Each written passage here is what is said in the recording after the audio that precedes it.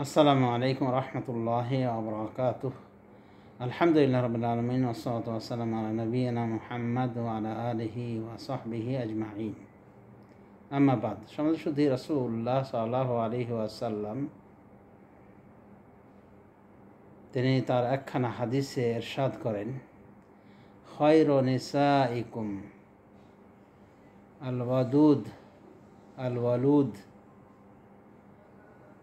আল মুআতিয়াহ আল মুআসিয়াহ ইযা তাকাইনাল্লাহ।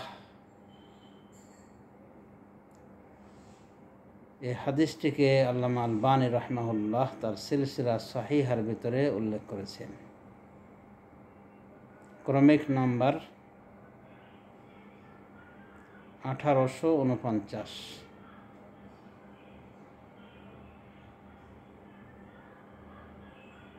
তো এই হাদিসে রাসূলুল্লাহ সাল্লাল্লাহু আলাইহি ওয়াসাল্লাম বলছেন, তোমাদের মহিলাদের ভিতরে উত্তম মহিলা হলো এই শ্রেণীর মহিলা,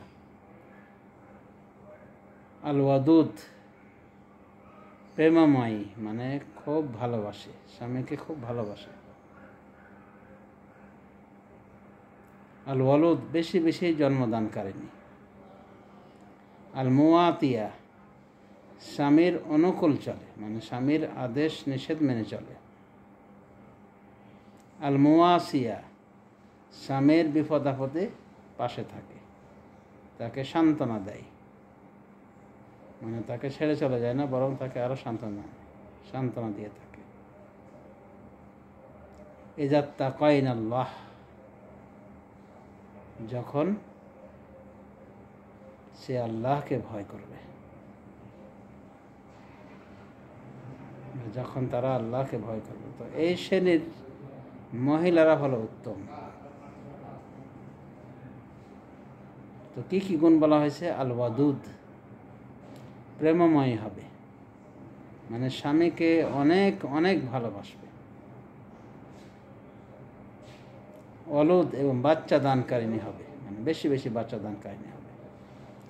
আল মুআতিয়া, স্বামীর অনুকূল থাকবে, মানে স্বামীর কথা মতো চলবে। আল মুআসিয়া, স্বামীর পাশে থাকবে, তার বিপদ আপদে তাকে সান্ত্বনা দানকারী হবে।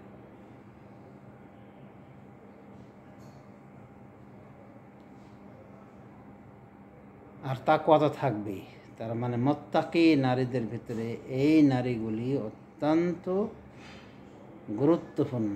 খুব সময় এই সমস্ত নারীদেরকেই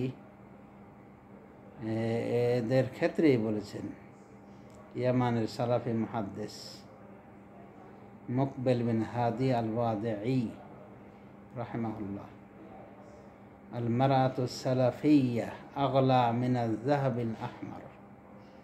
সালাফি মেয়েরা, অর্থাৎ ভালো সালাফি মেয়েরা, এরা লাল স্বর্ণের থেকেও মূল্যবান। তার মানে এদেরকে মূল্যায়ন করতে বলা হয়েছে। তো বিশেষ করে যাদের ভিতরে এই গুণগুলি রয়েছে, এদেরকে বিবাহের ক্ষেত্রে আমাদের প্রাধান্য দেয়া উচিত। তো আশা করি আমরা জানতে পেরেছি। আসলে আজকাল এই গুণের নারী পাওয়া অনেকটাই দুঃসাধ্য হয়ে গিয়েছে, মানে